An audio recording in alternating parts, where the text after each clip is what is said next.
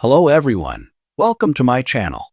I hope everyone is having a wonderful day. Before starting the video, please go ahead and hit the subscribe button and give this video a like up. William Shatner's Captain Kirk is known for his extensive love life within Star Trek lore, but a particularly promising relationship ended because of an explosive behind-the-scenes feud. While Star Trek may take place in a utopian future, the creators behind the franchise were a little more prone to conflict in the real world. The romance in question was with R.J. Blaze, a protocol officer assigned to the Enterprise following the events of the search for Spock, with orders to curtail Kirk's independent streak and ensure Starfleet protocols were observed. Introduced in the 1989 Star Trek comic series from DC Comics, Blaze was a recurring character who clashed with Kirk and his crew before developing a romantic interest in the Maverick captain. Created by Peter David and James W. Fry, Blaze was a recurring opponent of Kirk, questioning his leadership and ability to captain his crew. However, as the story went on, Kirk and Blaze's rivalry developed some romantic heat, with Blaze eventually revealing to Uhura that she's attracted to the man she was sent to keep under control. However, as of Star Trek #14, Blaze vanished from the Enterprise with no explanation for her exit. That's because Blaze was written out not as a creative decision, but due to behind-the-scenes tensions. According to CBR, Blaze was a casualty of the rivalry between Peter David and Gene Roddenberry's assistant, Richard Arnold. According to CBR, the two entered into a major feud, with David eventually leaving the comic over the bad blood. David alleged that Arnold made life difficult with unreasonable decisions, like switching policy on using animated Star Trek characters in the comics, and even turning down story pitches specifically because they came from David, something David allegedly tested by resubmitting ideas under a pen name. R.J. Blaze was seemingly abandoned as a result of Arnold's edict that the Star Trek comics should no longer include any original supporting character, causing Blaze to be unceremoniously written off and David to leave the series. However, thankfully for fans, Blaze didn't remain gone forever. While Peter David originally left the Star Trek comics, he later returned for a 1994 special with Rod Wiggum, suspiciously coinciding with a period where Richard Arnold had left Paramount and was no longer involved with the Star Trek license. Indeed, the issue includes the villainous Derek from the Planet Lander, anagrams of Richard Arnold. The issue brings back R.J. Blaze, revealing why she left the Enterprise, giving the character an official farewell, and finally revealing that R.J. stands for the surprising forename Raspberry Jam. While sadly the time for Kirk and Blaze's romance to pay off had passed, fans at least got an explanation for where the character ended up, and David got to have the last word in the behind-the-scenes Star Trek feud. In the long and storied history of Star Trek, few characters have loomed as large as Captain James T. Kirk, bold explorer, rule bender, and galactic heartbreaker. Across 3 seasons of Star Trek, the original series, William Shatner's iconic Starfleet captain racked up dozens of romantic entanglements, some remembered fondly and others quickly forgotten.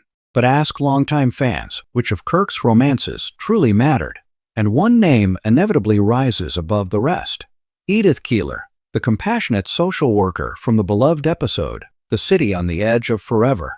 For many, Edith was the one love who could have changed Kirk's life. She was intelligent, morally grounded, compassionate, and, most importantly, she represented a future Kirk could imagine sharing. Their brief but powerful romance stands out precisely because it was grounded in tragedy rather than passion of the weak campiness. And yet, what most casual fans don't know is that this unforgettable love story was nearly destroyed by a bitter behind-the-scenes feud, one that not only twisted the episode's narrative, but ensured Kirk and Edith's romance would forever remain a single, isolated spark in Trek history. This is the story of how backstage battles, clashing egos, and studio politics killed what could have been Kirk's greatest romance on screen and off. To understand how the feud unfolded, you have to start with the episode's writer, Harlan Ellison, one of science fiction's fiercest and most uncompromising voices. When Ellison delivered the original script for The City on the Edge of Forever, it was hailed within the studio as a masterpiece, poetic, emotional, and astonishingly ambitious. In fact, Many crew members considered it the best script the series had ever purchased. Then Gene Roddenberry read it. Roddenberry admired Ellison, but he also believed the script was too expensive, too dark, and, perhaps most damning of all, not true to his vision of Starfleet officers as paragons of discipline and morality. Ellison's original draft included a crew member selling drugs, a much darker depiction of 1930s America, and a version of Kirk who was softer, more conflicted, and more deeply in love than the series had yet shown. Roddenberry rewrote it. Then Ellison rewrote his rewrite.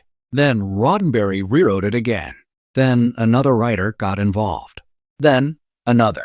By the time the episode was shot, the script had passed through so many hands that Ellison later said it felt like watching someone else's work wearing a mask of his original ideas.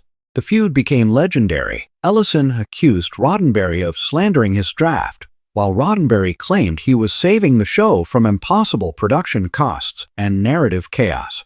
Their conflict continued for decades, festering in story panels, interviews, and memoirs long after the show ended. Ellison's original concept envisioned a deeper, more intimate romance between Kirk and Edith. In his draft, their connection unfolded slowly, emotionally, and with philosophical weight. Edith sees Kirk for who he could be, not just a starship captain, but a man with a heart bigger than the galaxy he travels. Kirk, for his part, finds in Edith something he rarely has: a life outside command, outside Starfleet, outside destiny. Ellison imagined Kirk wrestling with the most human question of all. If you found the love of your life in the wrong time, would you stay? But Roddenberry's rewrites tightened the pacing and refocused the narrative on Spock's calculations and the time paradox stakes. The romance remained beautiful, but shorter, softer, and more restrained. The emotional arc never had time to become the epic, character-defining relationship it could have been. Had Ellison's version gone forward, Star Trek might have developed the first long-form romantic arc for Kirk, one powerful enough to be referenced in later episodes and films. Instead, Edith remained a self-contained tragedy, iconic, yes, but isolated by backstage politics. The feud didn't just affect the narrative. It became a wall between the episode's potential and what made it on screen.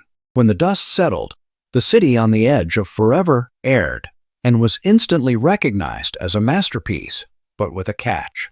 Because the feud had grown so bitter, especially after Ellison publicly criticized the showrunners, Roddenberry essentially buried Edith Keeler in the franchise's ongoing storytelling.